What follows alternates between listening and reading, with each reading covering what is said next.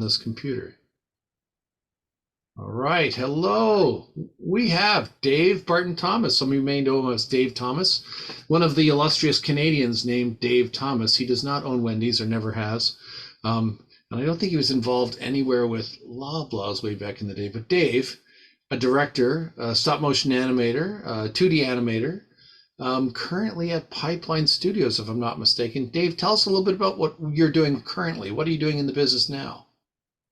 Well, right now at Pipeline, I am co-directing a really cute, fun series called Alma's Way. It's for Fred Rogers Productions, and it's for PBS. It's it's animated, but the vibe of the show, I always joke that it's like we have a camera crew on location. It takes place in the Bronx, and it's about a little girl who named Alma, obviously, who she learns to use her own thinking process, critical thinking skills, to figure out whatever the dilemma of the episode is. And the way we present it is that, and the stories we tell generally are age specific. It could be that all of her friends assume they are her best friend, and she's just got from a gumball machine a charm bracelet that splits in two. So she has to give it to her best friend. And her dilemma is, oh my goodness, but I'm really good with this friend playing, chalk. I'm really good with this friend playing tag. Who is my best friend? So it's a dilemma that, a 6-year-old would really feel. And frankly, adults feel that same sort of social pressure from time to time, right? So the stories are universal in that scope. So she has a moment where she has to think about it. She does break the fourth wall, which is cool. It says, I got to really solve this problem.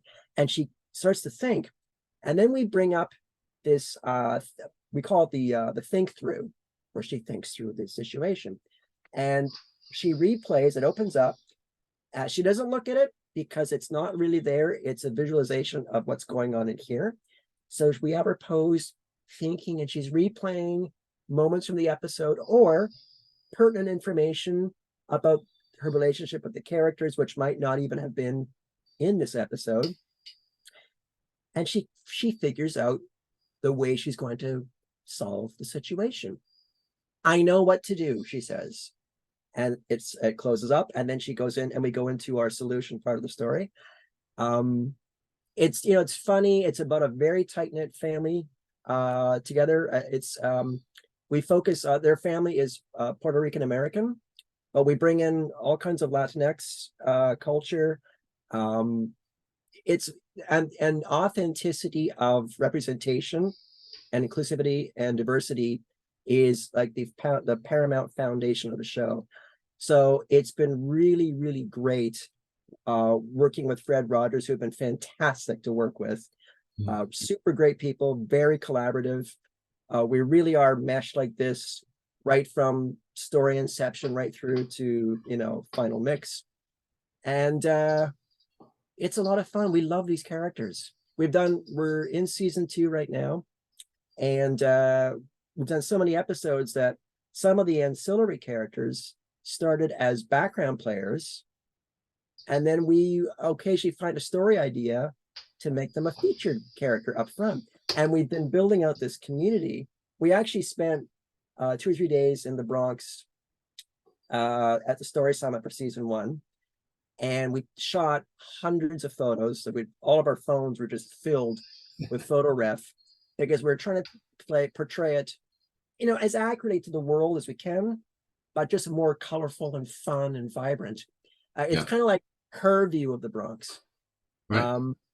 It's been great. So I've, like I said, co-directing, really involved stories, designs. It's been really, really fun. I really, really enjoy, and I really fully believe in the content, so it really helps you get behind everything when you're working on something that it's important for our world right now, especially I think stories of this nature. and it's positive and it's fun, and yeah, it's great. I love it. Great, fantastic. And do you find that inspiration as well? Is it kind of infectious for the team that's working on the show as well? Are they kind of jazzed by the subject matter and the Yeah, content? I mean, it's challenging because the story takes place in the real world with real human beings. We cannot rely, the animators cannot rely on, cartoony bags of tricks. Right. So we don't do squash and stretch. We don't do, really super exaggerated facial things. Yeah.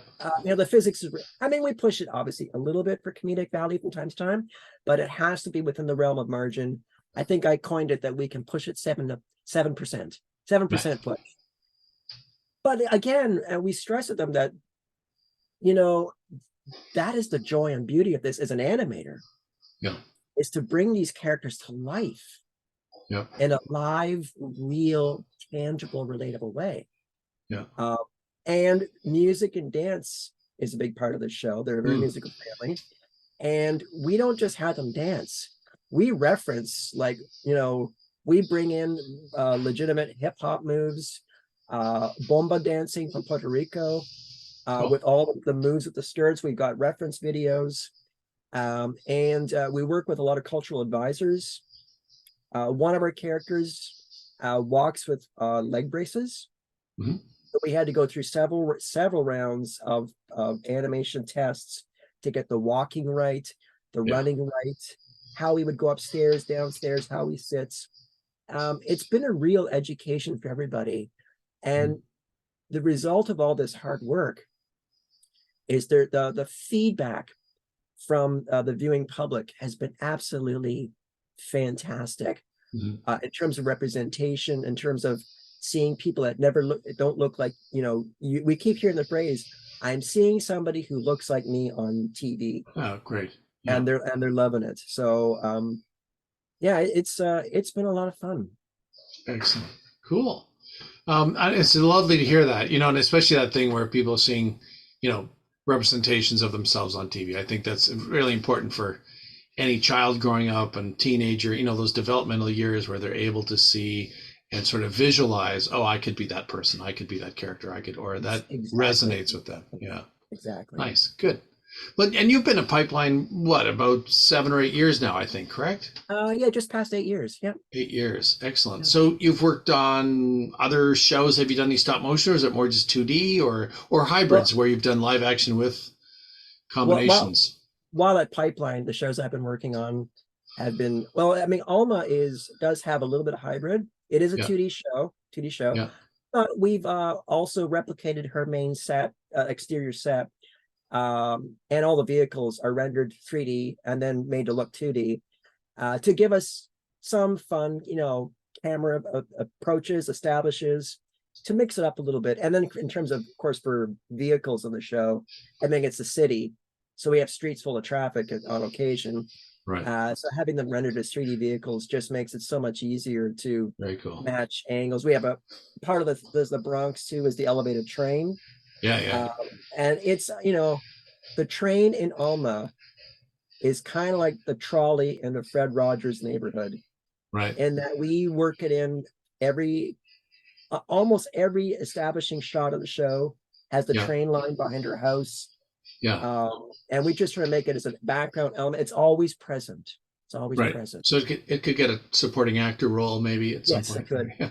And then I also co-directed before Alma a show called Sunny Day for Silvergate and Nickelodeon, and that was 2D characters in a 3-dimensional world. All the sets were 3D, and then just 2D shaded to blend in with the 2D characters. Again, very challenging, as we had some really elaborate camera moves going on there to 2D characters in 3D cars on 3D sets doing wraparound kind of stuff. So so I've done that, and then I started with Fangbone, which was a lot of fun because it was barbarians and wizards and monsters and magic. And although at the time when I came in on that one, I hadn't really done 11-year-old action comedy yet. A lot of my work before that was mostly preschool with some adult, but not that particular zone. And I was like, I'm not sure. I don't know if this is in my wheel. I'll give it a try. And I had so much fun. I actually had so much fun that on the very last animation launch with the two teams, I asked my production coordinator, can we have both teams in? We'll do a double launch for the last episodes of the show. And she's like, okay, fine. And what I didn't tell everybody is that I came to the launch dressed as Fangbone, the main character. I made this costume at home with the helmet. I had I didn't have this hair then, so I had a long wig and I had a fake muscle shirt, a war skirt, a sword, and the character Fangbone, he likes donuts, but he calls them do-nuts. So I came bursting into the screening room, screaming like Fangbone, I have brought do-nuts. And it was a pin quiet response. I don't think anyone could quite process what am I looking at here? Right. And then they dawned, oh, it's Dave. Oh. And then the cell phones came, and then we spent 30 minutes on the front porch taking all these action Fangbone shots. So that was a fun show. That was a fun show. Yeah. So Excellent. And I remember many years back you worked on Napkin Man. I did, yes. Again, it's an interesting story how I slid into that project. I was working at the time for Yowza, and I was doing some development and working on a couple projects there. And then as I was kind of starting to sort of, get a little quiet, the Little Tugboat Company rented space from Yowza, production space, for this new show called The Adventures of Napkin Man. And so I was asked by Yowza why don't you, they need a director, why don't you meet with them? And then, you're still kind of in the umbrella of the facility, but you're working on this. So I interviewed and I got the gig for Napkin Man. And you know what? Another show, I had so much fun because it's like my background schooling originally is live action media, film, video, photography. And I still love that world. And so Napkin Man is a live action 2D mix. There's a live action story of children in a daycare or a school like daycare. And in every episode, one of them has an emotional issue to sort out, a bit like Alma, but just younger, like 3 to 4, 4 to 5.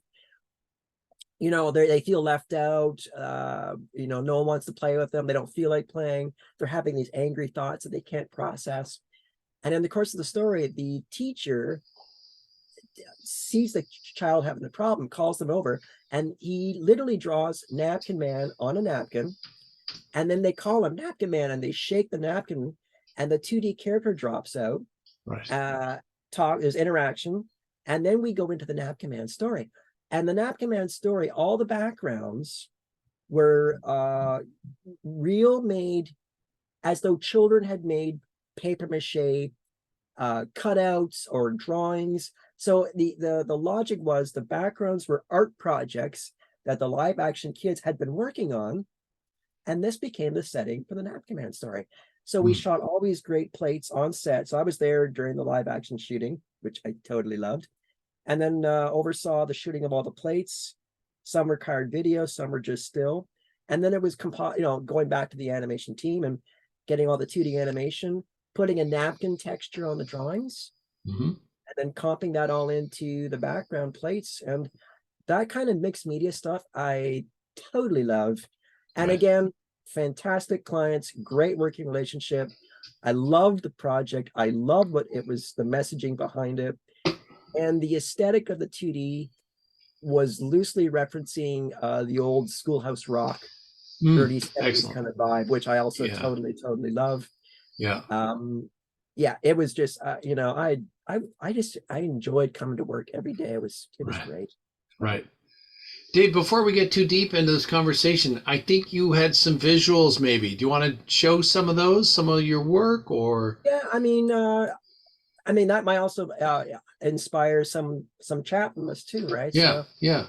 So let me just share my screen. I'll just tell anyone that's watching, we did another interview, I don't know, about a week or so ago, and we showed some content from some of the shows you'd worked on, but YouTube flagged it for copyright violation. So I think we got banned in Canada and Australia, but the Americans and everyone else will be able to see the other recording if they want to see more of Dave Barton Thomas. It's a 2-for-1 sale. It's This is almost this Christmas, so this is the Peter Jackson extended cut.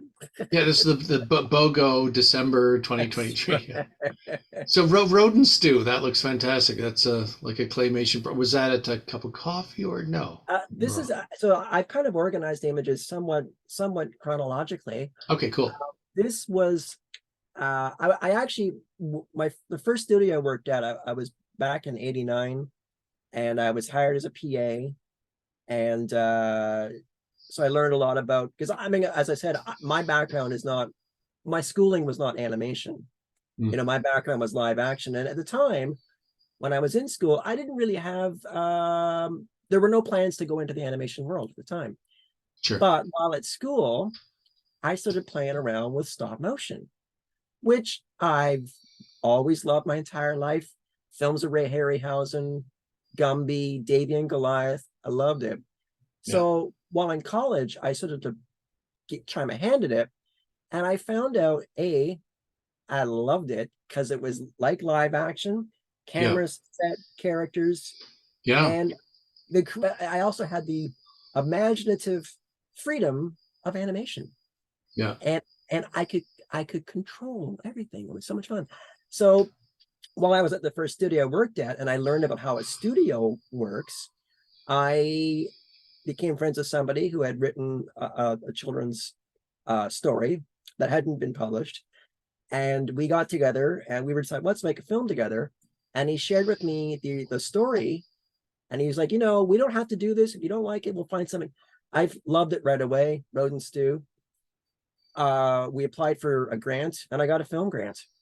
So I quit my first studio to work on this film. So this was shot in all of it in my parents' basement.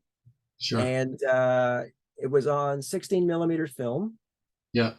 With no video assist, no drag and frame, none of those. So it would take me sometimes weeks before I saw the footage, whether I knew whether I'd focused it properly or all that stuff.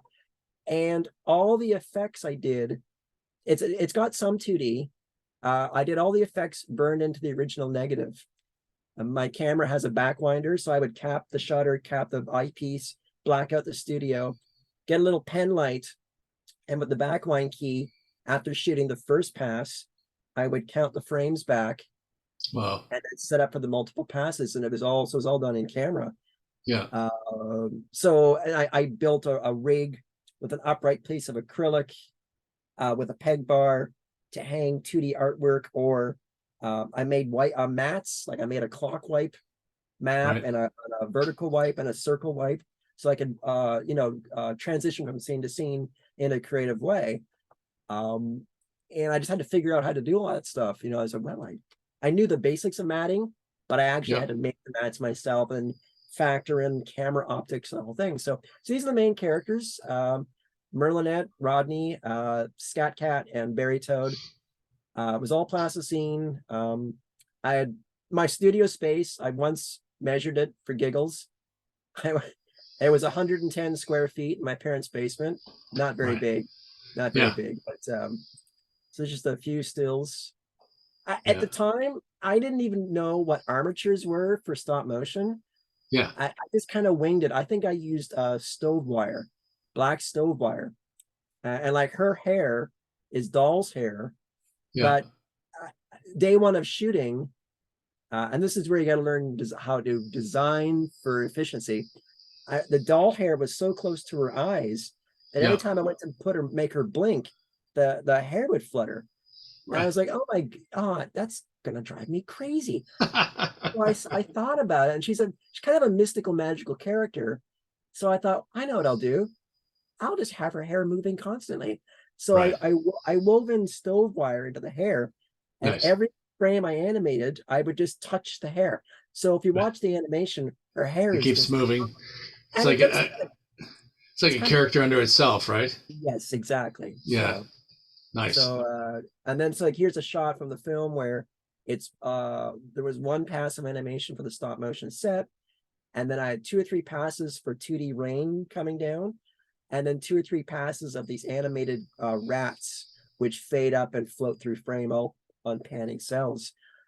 So I had to, I had to really factor in exposure values and focus. And, it's very technical, Lance. Yeah. No, it's. It I'm, nearly I'm short-circuited my brain at the time. So well, I'm just thinking about the technology nowadays too. oh, The fact that people are shooting on their iPhones and stuff like that. I know we've come a long way. I haven't actually cracked open my 16 mil camera in literally about 20 years. It's Yeah. every so often I hear it weeping under my desk here. Yeah. I think I might have mentioned to you before. We when I was a kid in high school, my mom went on a trip and came back with the single 8 or a Super 8, pardon me, Super 8 projector camera. Right. And I was fooling around with the front. I was looking at all the buttons on it, and one of them I think said 30, and then there was a 1. And I turned it, and I pushed the trigger on it, and it clicked like one frame, and I'm like, oh, this does single frame. She had no idea, right? She was in the Caribbean taking movies of all her friends on a sailboat, thinking this will be great footage, and she gets back to Toronto, and her kid's like, Mom, we can shoot animation on this camera. She's like, I don't care. So, we took over kitchen tables repeatedly, and eventually we got relegated to the basement because we were shooting movies for, someone say a book report. We'd be like, we're going to shoot a film. They'd be like, what? So we did, Adventures of Huckleberry Finn but similar to yourself, we had no idea about the tech. So we constantly had plasticine melting under the lights and stuff. So we're constantly rebuilding characters because they would slowly, or we'd only turn the lights on, take a few shots, turn the lights off, move everything, turn the lights back on, because we were basically frying our set constantly, Yeah. So live and Well, learn. That's a great segue, because this image I have here was from my first summer when I was at Cup of Coffee Studios. We did the Teletoon bumper launch for the launch of Teletoon. So again, your timing is perfect. This particular scene here, it was August. We were in so it was very, and I had all the lights on. It was so hot. Yeah. And I had a couple fans in the room to keep things going. Now, in those days, the cameras that we used, if you shut them off and then turn them on again, the lenses would reset ever so slightly. So the framing would be never accurate. And due to the humidity of the room, the sets would do I called it warple. They would warple. So generally, once you started shooting, you had to finish. So this particular scene took me about, without a lie, 28 or 29 hours. Wow. Straight. Wow. I started like on a Tuesday. I animated straight through the night into the next day. And it was so hot. And I remember there was just fumes coming off the plasticine. And at the end of it, and I was shooting in those days on ones, 30 FPS. So it's a lot of frames, right? And I remember when I finished the scene, and it's got 3 characters, and they're singing opera. And, I finished it. I put it on loop. I sat down in a chair, and I remember going, just to watch it. And the next thing I know, I'm opening my eyes. Right. Like 2 hours later, someone's come in and turned off all the lights, and they've aimed all the fans on me to keep me cool. And I got up and I shut the monitor off, and I kind of shuffled to the front desk, and I'm like, I'm going home. Yeah. I'll see you tomorrow. We killed the director. Yeah. But again, this was also a super fun job. So much freedom on this one. I wasn't the I was the first project I worked on at the studio, so I wasn't the creative director behind it. It was a great guy named Chris Wellington. Again, lots of freedom and how we interpreted what he wanted to do with the creative. And there was 4 zones. This was the plasticine zone, which was my zone, which I started with. There's another shot here. Great. And it was so much fun. And then after that wrapped, they had me help out on the collage 2D cutout zone, which was, I think, the family part of Teletoon, family Yeah. programming. Yeah. And then when we finished that, I animated on the adult zone, which was late night kind of, scarier, more adult stuff. So that was a total blast. And it was a very small crew. We bonded super tight, very fast, lots of late nights. There was a period there for 3 weeks. I would work from 7 in the morning till about 1:30 or 2, Wow. and I would share a cab with one of my friends working on the project, crash at my sister's, and then my friend would buzz me at like 6:30 in the morning. We'd take another cab and go back to the studio. And I Wow. came home like every third day. I was not very popular at home Right. I was gonna say, did you meet your wife on a work set somewhere? No, I was already married, and I was already a dad too at the time. So Yeah. Wow. that was a little tough on everybody, but Yeah. the job had to get I, done. I So. just it reminded me of those hours, those crazy hours. It reminded me of being at Sheridan College with a production manager, and we were talking to students about the hours and the commitment you might need to give sometimes and not everywhere, but different shows, different studios, and I remember this kid right in the front row. The student put up his hand and said, "Hey, when am I going to have any time for my friends?" And we said, "Well, you'll make new friends. They'll be the people working next to you. That person that just woke up that's grabbing a coffee for you. Those will be your new, and you will bond with them as if you've gone like through a tour of duty somewhere. You'll be able to say, were, Absolutely. were you on Teletoon bumpers back in the day? I was. I've got scars. These war stories we tell about the. It's true though. I have so many great friends that I've made throughout the years on different projects. Friends that go back over 30 years on some of these Right. Things. And what you said is true. It's like this in super intense. I mean, series are different, obviously, because series go for months and months and months. Yeah. But they're still intense. Yeah. Jobs like this, which was, I think, from start to finish, I think was about 3.5 months. Hmm. But it's smaller. It's not episodes, right? But it's Sure. smaller, a lot of small pieces. But the crew was also smaller. I think there was Right. like 5 or 6 of us all in on this thing. But so much laughter and great times. And what's amazing is that sometimes when you're in those events, in those situations, sometimes you're not aware of it at the time. But there was one night in particular on this project, I was aware of it. It was like 11 o'clock at night. We're still working. It's down the city. It's like Friday night. It was August, and I just suddenly got hit with this. I am never going to forget this. So I Hmm. told them, guys, I'm having a blast with you, and I am never going to forget this summer because it was just so much fun. Excellent. Excellent. And I think that's the difference sometimes, right? I can remember some of my early jobs too, where there was one place I worked on a magazine and it got printed every Monday at the printers because it had to be on the stands Tuesday morning. Wow. And so Sunday night was usually an all-nighter for 3 years. And you just eventually, you either left the magazine or you went, this is what I do on Sunday night. I just work all night. And sometimes it would be like Monday 2 a.m. and other times it'd be 5 a.m. or 7 a.m. or 9 a.m. But we called it putting the magazine to bed. We had to put it to bed on Sunday night. And so if we were lucky, we finished early. But yeah, there were a few times where we saw the sun coming up and no one had a spare brain cell because we've been awake all night. And, and I could tell stories, but Dave, back to you. Enough about me. So I think the most intense one of those that I had. The project was it was a different studio, and it was dinosaur animation. It was like we made like legit looking stop motion puppets. They had to look alive. It was for a couple clients. This was for a Discovery Channel documentary, I believe, at the time. Deadline was super tight. Plus, the studio was moving locations, so we had like I think we had like 5 days to finish all the shooting. Done. So I went to work on a Monday morning telling my family, I think I took a sleeping bag with me because I said, most likely I'll be spending the night. I'm going to miss the last train. I'll Wow. see you tomorrow. Yeah. I didn't go home till Friday. There was three of us, and we kind of round robined almost 24/7 for the 5 Yeah. days.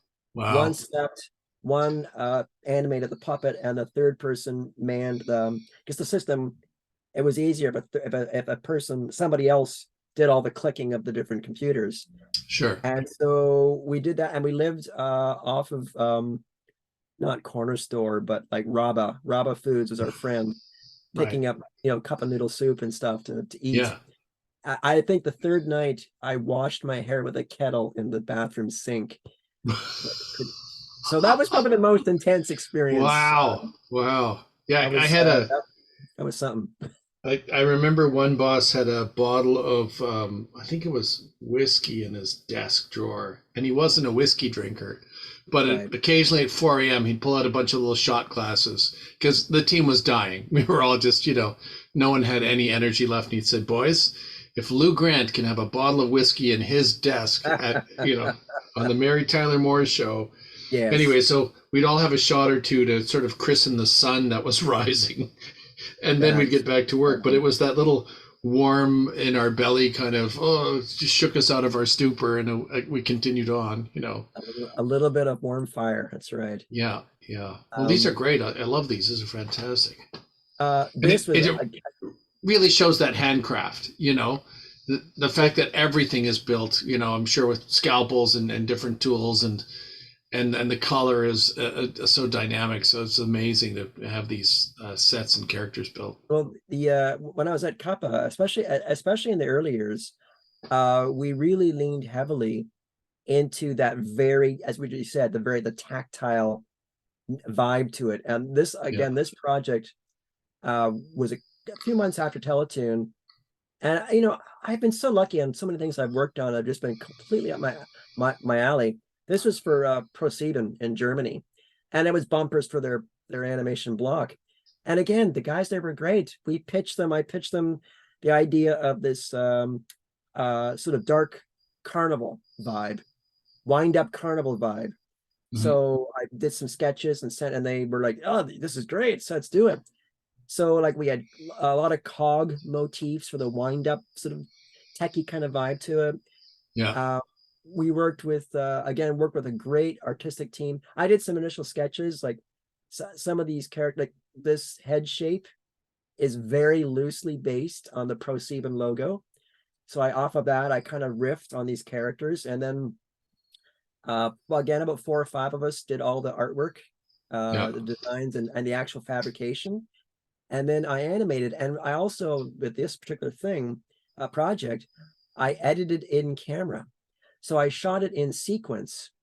Right. Each one was about 12 seconds long for like an ID. And what I did is the camera was constantly moving. So, it would be a very slight physical, dolly in on this as this is animating. And then my cuts, because I would have to physically reset the scene, right? I would do 3-frame whip pans. I would literally push the camera stand, boof, boof, boof, and then I would focus up the next scene. If it's a close up of her or the magician, whatever, I would and then I would sort of get it framing set, and then I would step off, click, and then into it. So when you watch it, you're just like this. It was kinetic. It was fun. All Yeah. these little icons are all kind of moving. This gear was slowly turning as he's cutting her in half. I actually have the magician puppet with me, Oh, wow. Cool. so I managed to keep a few props from this one. Yeah. So he Wow. doesn't stand up. There he goes. I got to keep him in front of me, I guess. That's And fantastic. it was very low tech.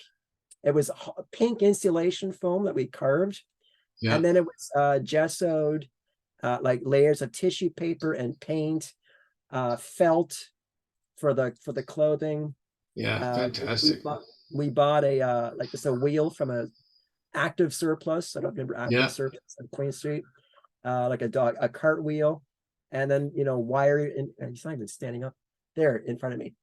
Yeah. Wires in his belly, and the people who built these puppets, they had never built stop motion puppets before.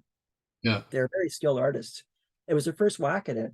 Wow. And these are still, to this day, some of the best puppets I've ever worked with. Wow. Wow. They That's just, cool. I always use the phrase, they move like butter because they're just Yeah. so smooth and fun to work with. Great.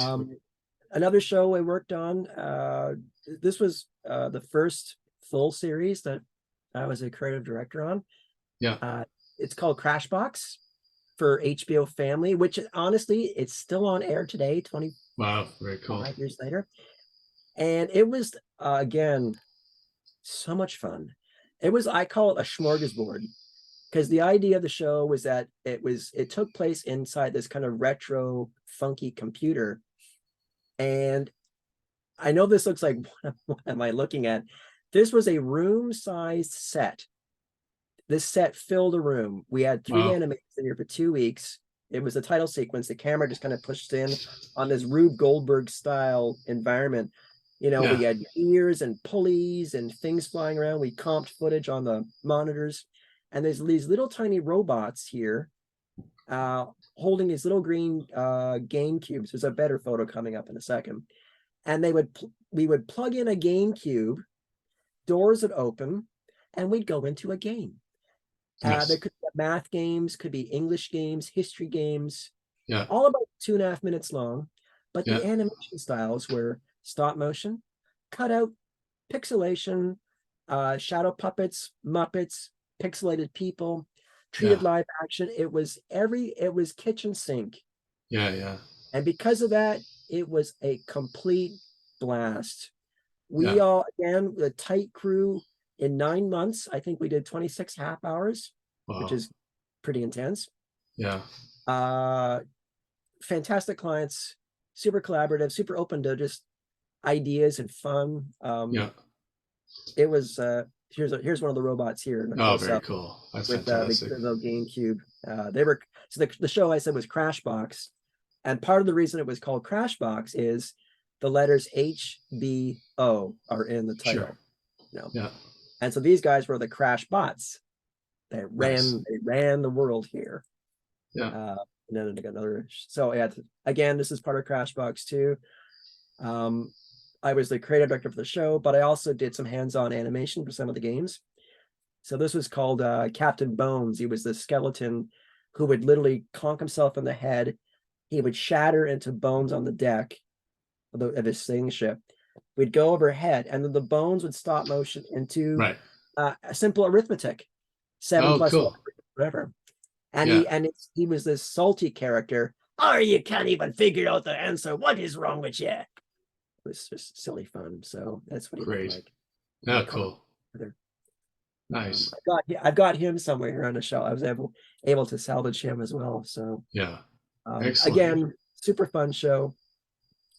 Just another example of we did some stop motion for This Week in Baseball. They used to have a host named Mel Allen who hosted the show, and he passed away, 97, I think. Mhm. And they decided around 2000 to pay homage to him and do a stop motion clips of him entering clips. So they came to us, and this is, as the photo shows, this is me sculpting my test Mel Allen head. So Yeah. this is all Sculpey clay, and this was to get the model approved. And then the idea is that we would resculpt it and make the puppet. So I sculpted this, and we took a photo, we sent it down to the Major League Baseball Productions. And but this is not meant to tub thump me. It's just one of those things where they were so blown away. Like, oh my gosh, it's Mel, my gosh. So they were super happy. We got off the phone, and I turned to my producer and said, I'm going to animate with this because I will never ever recapture this ever in a new sculpt. So luckily, sure. I hadn't fired the clay; it was still malleable. So we Yeah. were able to make a mouth kit for the lip sync and the whole thing. So Yeah. so this is me sculpting, and here's me animating him with on set. You can see the monitor up here as I'm applying or pushing down an eye blink, I think. Yeah. Then what he looked like in set. Cool. We went for the whole 1940s vibe. And yes, I did animate the second hand on the clock as well. Gotta Well, keep it legit. it would have been painful otherwise. Everyone would have probably stopped and looked at it if anything else was moving, right? They'd be like, "Oh, This is second hand." this is this is clearly fake. They didn't animate That's the right. second hand. That's right. Wow, that's So great, Dave. that was a lot of fun. We did a show called Henry's World for Alliance Atlantis. It Yeah, was kind of the Cup of Coffee's first sort of narrative-driven scripted show about yeah. a little boy who, when he eats his mom's mushy carrots, he's granted one wish per day. Again, so much fun on this show. Wow. Can you But imagine like the things that you would have eaten when you were a child if it was that easy? Like yeah, I can think I of see like that. The irony is that at the time, yeah. up to this point in my life, I hated carrots. That was the irony. Yeah. Well, I've I since had a learned to. flashback of sorry, I had a flashback of lima beans. I couldn't eat those as a child. I was like, no. My dad would do this thing where he'd bring out ice cream and he'd put it at the far end of the table and just let you look at it. He'd be like, it's starting to Wow. melt. It's starting to melt. You got to eat those lima beans, or or occasionally, he could see the end was near and there was no way I was eating the lima beans, so he would sit down and eat the ice cream. Probably. Oh, that's just Yeah, mean. yeah. These '70s parenting styles. That was Well, the yes. yeah, It was a different breed back in those days. era. But Yeah. look, it made us hardy, Lance. Look at That's right. us. That's right. We're hardy. I didn't need a wish. I didn't need a. I've got lots of stories about hiding vegetables and I was close to a heating register, the vent in the floor, so I'd slide things off the edge of the table and they, fall down the stuff Yes, you do when you're a kid. we once found desiccated corn left by my oldest Yes. daughter who did the Right. same thing once. So Yeah. months later, why am I smelling popcorn? Right. Oh, that's why. Note to all parents when cleaning the kitchen, lift those things up and have a check look. the You'll radiator. find a veritable cornucopia of, dried veggies down there. Fried veggies. Tell me about Scream 2007. This looks fun. Spike Oh, TV. again, such a fun project. It was for Spike TV. They had their Scream Awards every year. I think they've stopped Yeah. the Scream Awards now. So we did all the interstitials for the actual game show and for the commercials leading to advertising. Yeah. And the creative brief we got from them was that they wanted it to take place inside like a movie theater, like an old decrepit movie theater. And they wanted like fantasy, horror, science fiction characters to be the audience. So I think we initially sent sketches down of about 12 different characters. Yeah. And they said, do whatever. They're all great. Can we just do them all? And we're like, certainly. But then what happened was the crew, the puppet crew, had so much fun with this. Yeah. We ended up making probably 30 different characters. Wow. Because we didn't want to stop. Mm-hmm. And it worked out well because we had to fill a movie theater. But so here's again some shots from inside. Oh, nice. Oh, dude, it was a blast. I mean, we just went crazy with like Medusa, obviously, and these were all wired with snakes. Yeah. This guy was called Squidbot. That's actual glycerin inside a helmet. We put LED lights so it lit up. Nice. Funny story is that initially it was airtight, and yes, it started to leak. No, it actually fogged up from the temperature differential because of the liquid. So one of the animators who was working on it got a high-speed drill and drilled a little tiny air hole in the top, right? So that the temperature differential would balance out and the fog disappeared. Very careful. We didn't want to, because this was like, we couldn't afford to, or we could have, but it would have slowed production down to rebuild the helmet. Yeah. But it even adds more character. I think it's kind of cool that there's liquid in there. Yeah. So here's the master shot of all the characters in place. Nice. We had a kind of our version of the Ent, the tree man, baby spider. And, I was involved with some of these designs. A bunch of us got together and sketched a bunch of things. And I managed to hang on to one of them. Right. This guy here. Nice. Just an eye stalk with a tentacle. But right. And actually, if you look in the photo, you can see his little eyeball.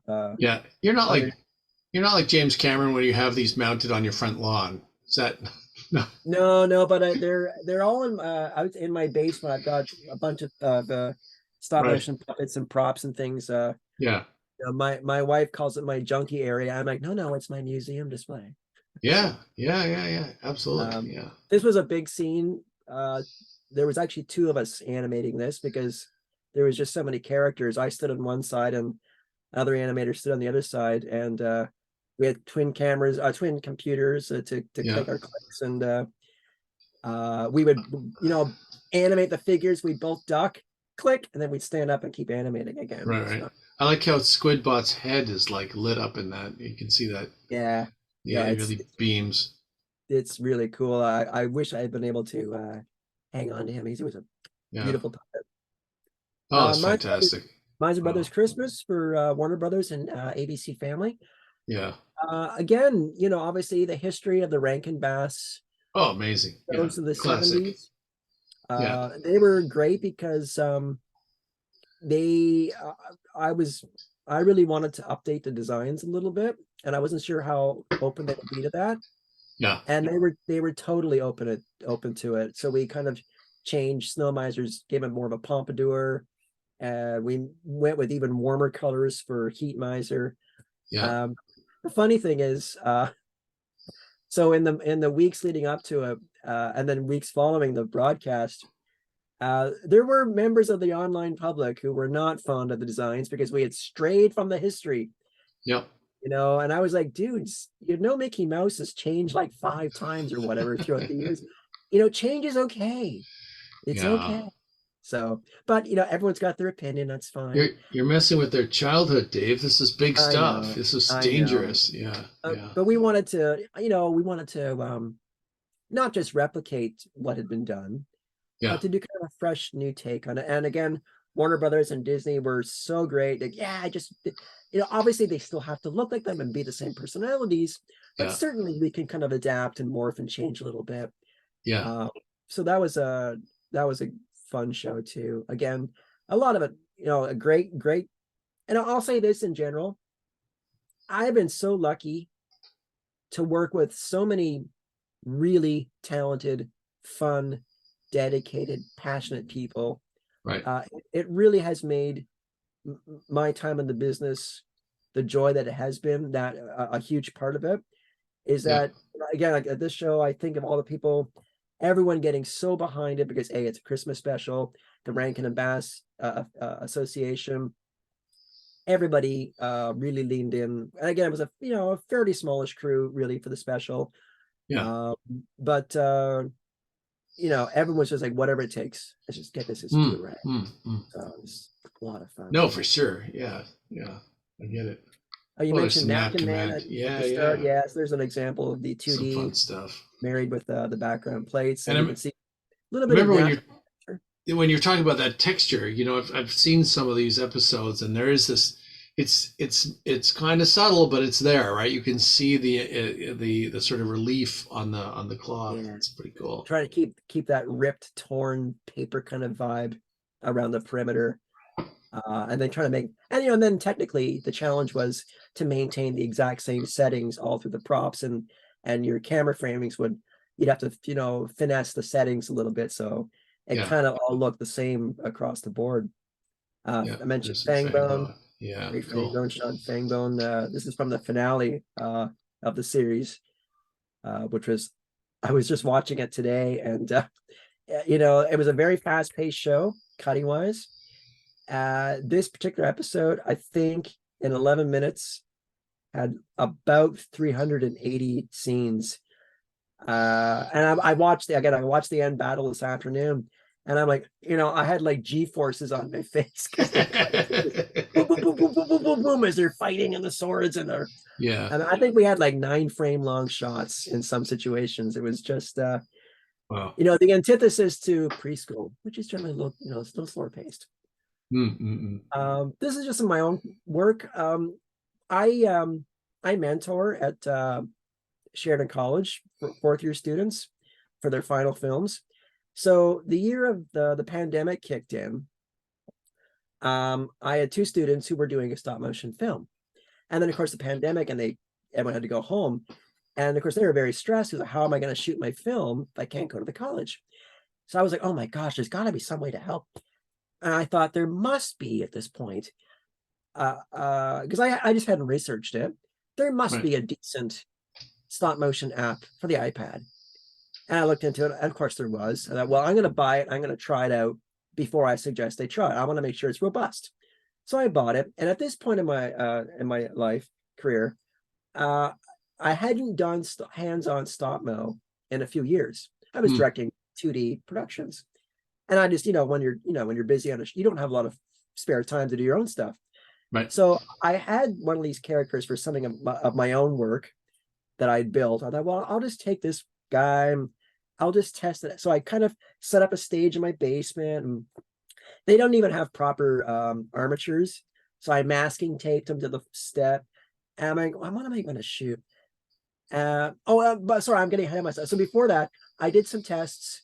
I thought, yeah, this stuff kind of works. I shot some coffee cups on the counter, and that's what it was. I was like, I'd forgotten how much I love doing stop motion because it had been, like I said, a few years, and I wasn't even sure I'd still have the chops for it. So Right. Right. I phoned the students, said, if you have an iPad, get this app, Stop Motion Pro. It's like $8. You can shoot, I think, up to 4K now. I think it's Wow. got onion skin. It's great. And then I thought, well, I'm gonna shoot something with one of my characters. Set it all up, and I thought, well, how do I secure the iPad? It's gonna wiggle. I have a camera stand. So I thought, I got my DSLR out, I got my camera stand, I got my lights out. And this is, of course, like the first 2-3 weeks of COVID.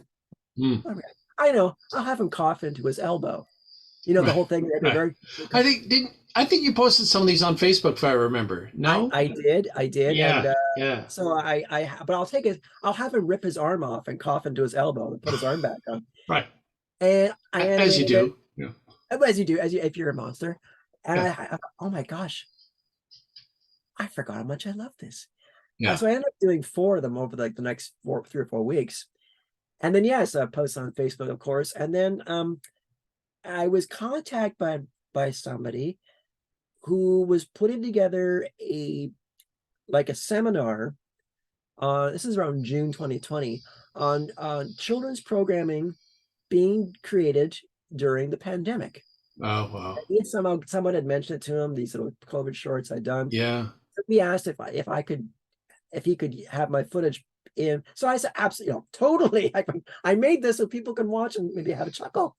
So they was included in this seminar for children's media, as an independent production, that you can still do stuff Right. if you have the equipment.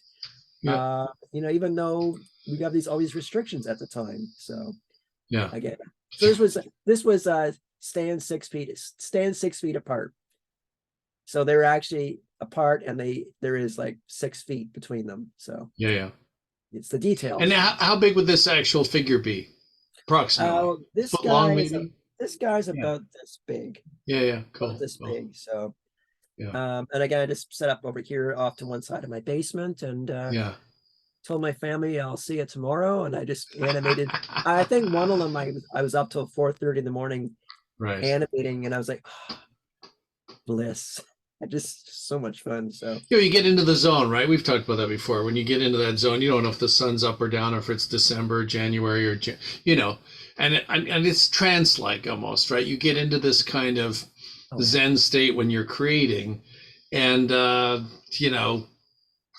don't know if everyone understands that, but if they're creative and they know, and it sometimes takes 45 minutes or an hour to get into that headspace, to get dialed in, but once you're in, boy, oh boy, you can live there for a number of hours, right? It's so amazing. It's like the time just roars by, and it's like, I don't eat, I don't drink. And even the one night till 4:30, it was literally like, wow, it's 4:30. I probably should go to bed for like an hour or two, I guess. Because what happens, of course, I mean, you're fine during it, Right. but then of course you do pay for it somewhat later, where you're just like, yes. Yeah. So, somewhere around 5 o'clock, you fall asleep in front of people. Yeah. And so then here's the show I'm currently working on. Nice. Which is, nice. Almost way for PBS and for Fred Rogers. Great. Wonderful. But, so that's well, Dave, want to be cognizant of the time. This has been fantastic. I love the visuals. That was a great sort of trip down seeing everything you've done and everything. One of my questions I wanted to get to was just how have you seen the business change? Because you've been at it 20, 25, 30 years maybe now. And, if you look back from where you started and the way the studios were and the shows were, is there a dramatic change to what's going on today? Well, there's a shift towards a higher expectation of quality, I think, and Right. detail. Yeah. Now, that's all relative, I suppose. It's not that we weren't actively leaning in heavily 20 years Hmm. ago, Yeah. but I think it's out of the fact that the audiences are far more sophisticated today Right. than they were 20 years ago. You think back to the programs that we grew up with as children, Yeah. you revisit them today, even heralded pedestaled classics like Charlie Brown's Christmas. Right. Rudolph the You watch Red-Nosed that Reindeer. today, you watch that today, Yeah. you're like, how did this get passed? Because the backgrounds don't match, Yeah. Yeah. and Yeah. this Yeah. doesn't cut, and that's the Yeah. framing is dreadful. Or Yeah. yes, Rudolph. I mean, again, Rudolph is, it's one of my, Oh I'm my. sure Yeah. exactly. Favorite of so many people, right? You'll watch it But if and you rewatch it and rewatch it. Yeah. but if you watch it from a technical perspective, Hmm. it's not the smoothest, it's not the cleanest. Right. But they did what they could at the time with the money and the time that they had. So Yeah. there's an incremental increase in that. In terms of content, I don't know. I think people still laugh at funny things and Yeah. they still want to get serious about serious things. So I don't think that's changed at all. Yeah. I do know there's a little less, obviously, in terms of mediums, there's a little less of the stop mo than maybe there was at some point in time. But it hasn't gone away because people still like it. Yeah. What always drives it at the end of the day is just, and I think this is still universal all the way through, is the golden triangle of great story, great Yeah. characters, great designs. Yeah. It's like a three-legged tripod, and if you have two of those three, you really want to have super solid all three Yeah. that will engage. And I'll say this one thing. This is one thing that's changed, obviously, is the splintering of the audience in terms of so many platforms, so many outlets to watch stuff. Again, I think back, I hearken back, Lance, to the days of Saturday morning cartoons when Right. I had Saturday morning cartoons. Oh, And even just sorry to interrupt, but if even just to say that Saturday morning cartoons, right? Because I've caught myself a few times, and people look at me and like, media's on demand now, right? yes, You want to watch something at 4 a.m, done wherever by whoever, you can find it somewhere, right? Whereas we used to hustle down on a Saturday morning. I remember getting up around 6:30 with my brother, and we'd run down because there was a schedule, and if you missed it, you wouldn't see that show. There wasn't a redo later. You couldn't beam it up somewhere on another platform. You're just done, right? So, life was very different, and there was no oh Sunday morning cartoon, so it was Saturday or no, nothing. it's like Yeah, if you slept in Saturday, sorry, son, you're waiting until next week on that score. yeah, yeah, Although, I mean, you'd get the weekday morning, an hour and a half or yeah, 2 hours, a and then there little might be bit. a little bit after school. Yeah, You well, I know, could I, still remember like when the electric company started, and Morgan Freeman. I was like, yes, I remember like because I've been hooked on Sesame Street, and all of a sudden this new thing came out, and I'm like, who are these guys? What are they doing? Right? Because there was a few years apart, but it was those things, or after school sometimes there'd be something like Battle for the Planets would be on or something, I right? was just going to mention it 2 seconds ago. I Yeah. raced home every Oh, day to watch that absolutely. Oh show. my goodness, my brother and I would be like, skipping the end of class or something, or faking an illness just to get out for it. Or sometimes something weird, like it'd be on at like 11 o'clock at night. And you'd be like, I'm staying up for that. Like, some obscure channel was playing it at like late hours. I don't know why. But yeah, things were, as you know, nowadays, like, I've sat in like restaurants and somebody's got a youngster and they put a tablet in that person's hands and they are, flipping and Oh spinning yeah. and getting onto a YouTube show, and it's like the digital babysitter basically. But the child is not interested in what we're talking about, and so it's like this is cool because there's so many really cool educational programs that you can tailor to young people. So it's it's a Well, different day, but I still hang on to my Island of Misfit toys. well, That's and for me too. I mean, I know that there's always a lot, and I know I just said the same thing that audiences have become more sophisticated. The young, I mean, young audiences, but right. audiences in general. Yeah. Oh, Uh, absolutely. I Yeah. I still firmly believe though that there is a place and space for some of the slower paced, thoughtful shows that would play where we're more like years gone by. Yeah. Um, one which is not even, I guess it is technically almost 30 years ago. Well, a Little Bear comes to mind. Yep. No, Little Bear, which was based on Maurice Sendak's books, I believe, and Hmm. Hmm. my children were young at the time, and I used to love that show Yeah. because the pacing was just, it was thoughtful. It was, it wasn't just zip, zip, zip, bing, bang, boom all the time. Yeah. And I know that there's some thoughts sometimes for some people today that kids won't sit. I still think that kids will sit for those stories. Again, if it's compelling stories, Mm. Mm. great designs, and great characters. Yeah. Yeah. Well, I have this memory of I worked on an animated feature called Romeo and Juliet years ago. Sorry, Mm, no, yeah, Romeo and Juliet, and yeah. it was like 3 years of our lives, it was like hundreds of people, and I helped recruit the crew and everything for that. Um, and it was Christmas. It was this time of year. It was Christmas, and I was in Alberta, and I walked into a room where my niece and nephew, who are like 7 and 9, give or take, somewhere around that age, watching the movie. I thought, oh, mini focus group, right? So I sat down on the sofa, and my nephew had his Nintendo Game Boy, and he's playing away the whole time on gravitated onto this game. But his sister is sitting right next to him, and they're watching Romeo and Juliet. And so I said to her, I said, "What do you think of the movie?" And she said, "Oh, it's my favorite movie." And I said, "Oh, well, why do you like it?" She said, "Well, it's a love story, and it's this and this that." And I said, "How many times you've watched it?" And she said, 28. I don't know if this was 29 or that was a fictitious number, but so then I asked him, hey, what do you think of the movie? He goes, "Oh, I hate it." And I said, "Why?" He goes, "There's no car chases and nothing blows up."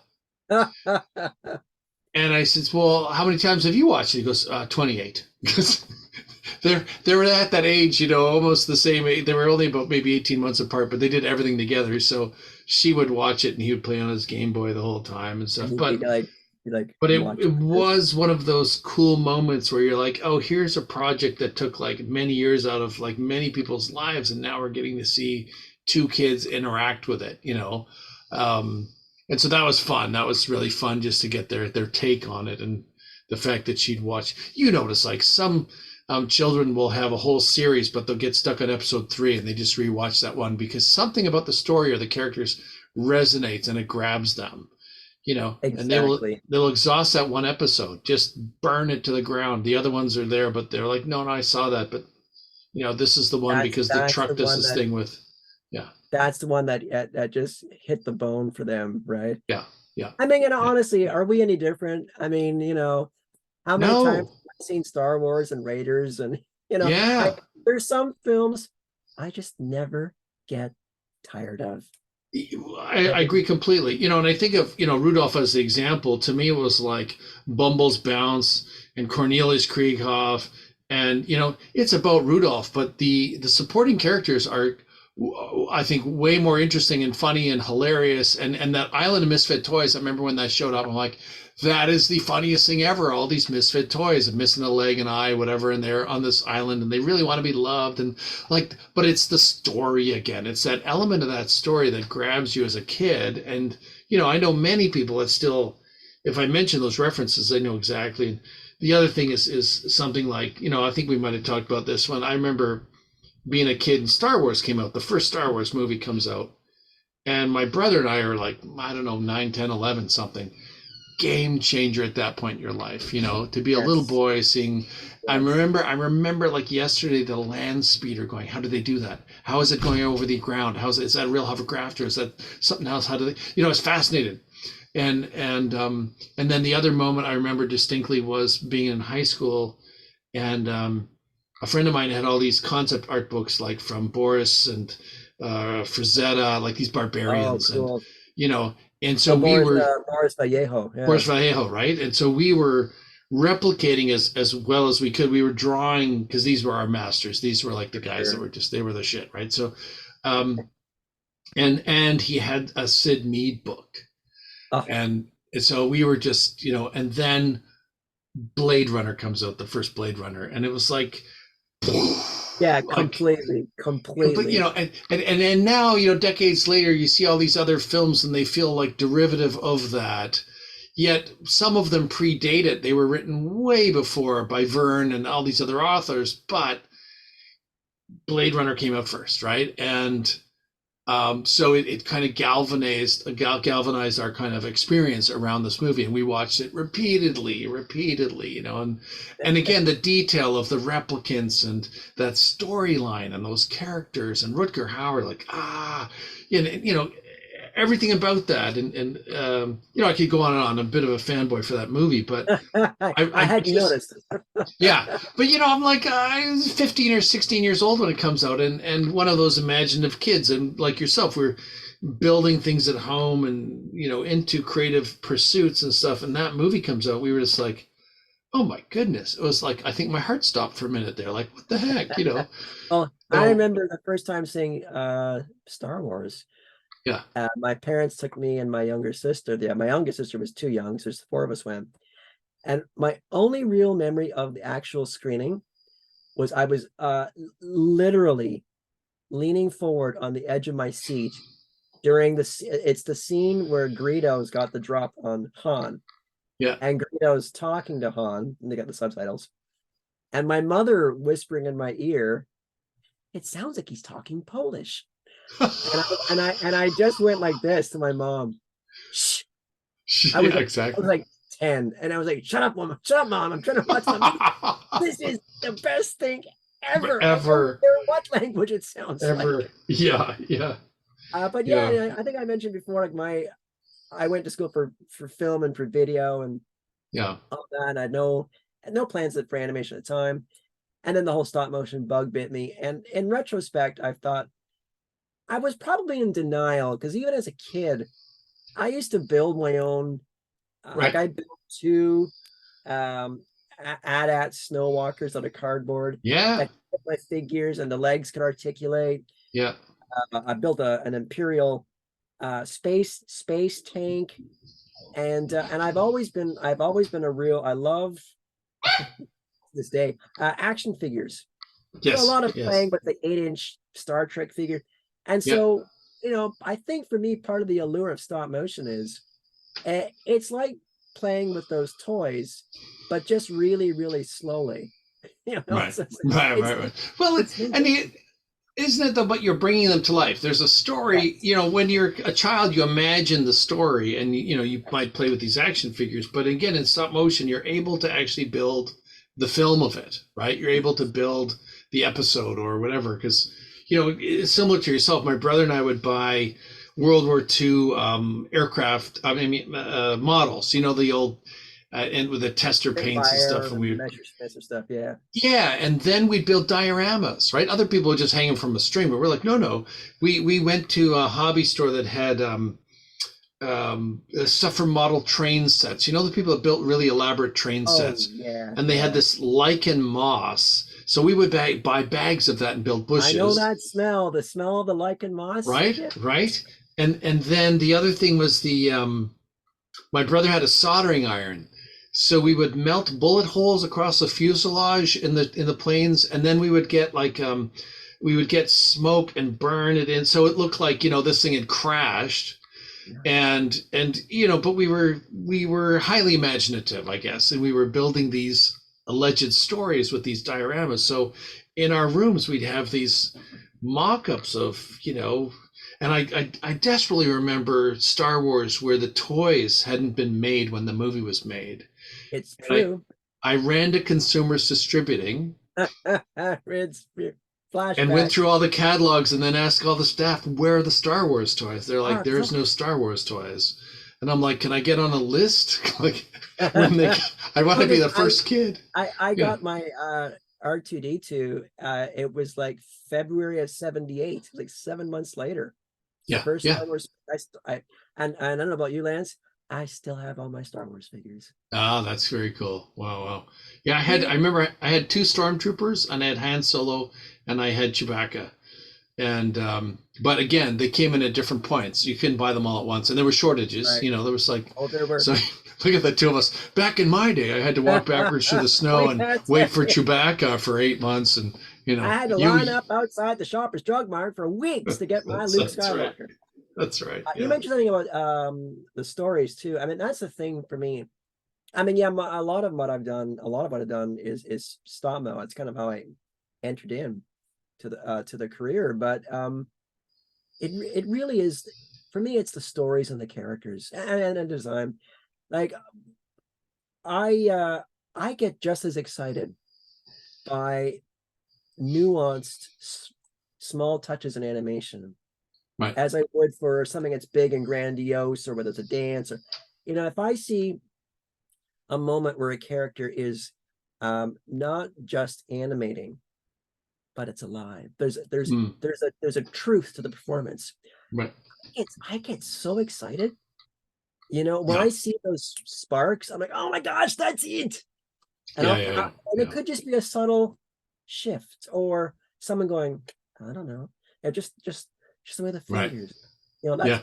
That's the stuff I love, and I love. Yeah. Again, we're almost concerned on the current show I'm on.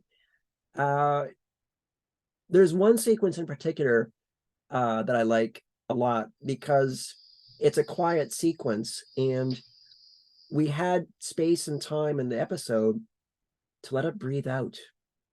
Right. And a lot of it's episodic TV. You don't often get a lot of those moments Mm, hanging on something that feels right. right. And it's a scene where almost little brother is hurt, his feelings are hurt, but he's kind of closed up. He doesn't want to talk about it. And she's trying to, encourage him to open up and share what the problem is. And it's broken up with her saying, well, what's the problem? And he's like, I don't want to talk about it. And then she might glance, because she connects with us. She glances to us, doesn't say anything. She just looks at us like, and then it's how she takes his little toy Stegosaurus, puts his voice on, and makes him giggle and loosen up. And it's a beautiful sequence because it's not super elaborate. It's all these wonderful small touches that really tells the story. And that's stuff which really gets me excited. So whether it's 2D or 3D or stop mo, that's the gold. When you find those moments where it's just resonating with the authenticity, whether it's a comedy or an action or whatever, that's the exciting stuff. And I always make a point of when something I think is really, really exceptional, of telling the animator, that was fantastic. More, please, all the way through. All the way through. Yes, bring in more. Good. Oh, great. Well, Dave, look, we should probably wrap. I think you and I could talk for hours. I think we probably could. I'm not sure who would listen for forever, but no, look, I really appreciate you coming on and having a chat with us, and I look forward to potentially chatting again and down the road at some point. Lance, anytime. And by then maybe I'll change my background so I'm not in like the Martian desert. It's actually the Bay of Fundy, but if you forget the water up top, it looks like Mars. I kept waiting for Matt Damon to walk through. Right. Well, if things go well for Elon, maybe the next one we'll do will be from Mars, and you want to have to use a fake background. I really have really enjoyed this. Thank you for asking me to come on and share a little bit of some of the things I've been fortunate to work on. Yeah, well, again, I'm appreciative as well. It's really fantastic. I'm also curious. We got busted a week ago because we ran footage from some animated specials. So I'll be curious to see if we get through YouTube's filters of copyright and so on. But I hope so. I hope about that they're frozen stills. yeah, On that. hopefully, and you've designated who was responsible for each, so credited. So we'll see. If not, maybe you and I will have a great audience in Paraguay or something like that, because it'll be the only place we don't Well, get banned. we could go for, if we had to, we could do a version where I just hand draw all the photographic reference badly in Yeah, crayon. I think charades we do. That's it. Don't even. Oh, and we didn't even talk about the fact that I am a huge fan of puns, and I Oh, have to say I've exhibited remarkable restraint.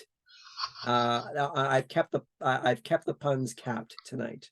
excellent. Well, I'm proud of you, Dave. This is Well, thanks. hope for the future. All right. Well, we could do an episode all on puns, maybe. Don't get me started. Yes.